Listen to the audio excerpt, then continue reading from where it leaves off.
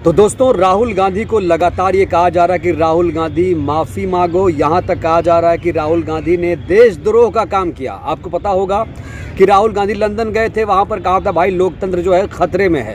क्यों कहा था? क्योंकि उन्हें लगता है कि जब भी वो संसद में कुछ बोलना चाहते हैं उनका माइक बंद कर दिया जाता है। लोकतंत्र में दोस्तों 4 स्तंभ होता है, एक सरकार, एक संसद, एक कोर्ट, एक मीडिया। मीडिया के बारे में तो बात नहीं करूंगा, जो सड़ चुका है, जो अब गोदी मीडिया हो चुका है। वहाँ के पत्रकार, एंकर सब गोदी हो चुके हैं। उनसे अब बेरोजगारी, महंगाई से कोई मतलब नहीं है। तो लोकतंत्र पर लगातार सवाल इसलिए खड़ा हो रहा है क्योंकि राहुल गांधी को लगता है कि उन्हें वो आज़ादी नहीं है जो चाहिए।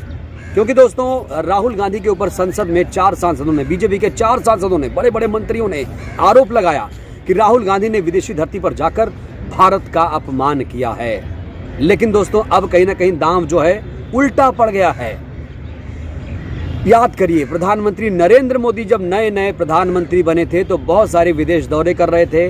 कोरिया, चीन, जर्मनी, कनाडा और दुबई जैसे तमाम देशों का दौरा किया। और उन्होंने क्या कहा था, याद है आपको? कहा था पिछले जन्म में यार पता नहीं कौन सा पाप किया था, हिंदुस्तान में पैदा हो गया। ये कोई देश है? ये कोई सरकार है? सोचिए दोस्तों, इतना मुश्किल से वो कह रहे थे, ऐसे लगता है जैसे वाकई उन्होंने भारत में जन्म लेकर बहुत बड़ा अपराध या पाप कर दिया। पता नहीं पिछले जन्म में क्या पाप किएगा, हम हिंदुस्तान में पैदा हुए हैं। अब राहुल गांधी ने क्या वाकई विदेशी धरती पर जाकर इस तरह की बयानबाजी की है? अब जानते हैं क्या हुआ? हुआ ये कि जो रविशंकर प्रसाद हैं और बीजेपी के अध्यक्ष जेपी नड्डा हैं, वो अब अलग सुर अपना रहे हैं। जेपी के अध्यक्ष जो हैं जेपी नड्डा साहब, वो कह रहे हैं कि राहुल गांधी ने कहा है कि अब अमेरिका, यूरोप आएं और इस समस्या को सुलझाएं। सुनिए क्या कहा उन्होंने। राहुल गांधी जी, आपने विदेश की धरती पर कहा कि भारत में लोकतंत्र खत्म हो गया है और यूरोप और अमेरिका इसमें दखल देना चाहिए। बीजेपी अब वो राग अलाप रही है जो राग राहुल गांधी ने कभी अलापा ही नहीं।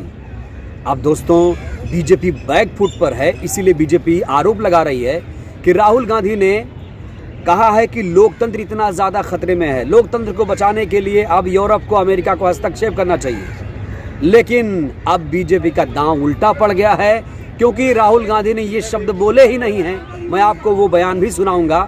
राहुल गांधी ने इस तरह से नहीं कहा था। राहुल गांधी ने कहा था कि ये जो समस्या है, जो भी लोकतंत्र की समस्या है, वो हमारी आंतरिक समस्या है जिसे बाह्य शक्तियों के द्वारा नहीं सुलझाया जाएगा।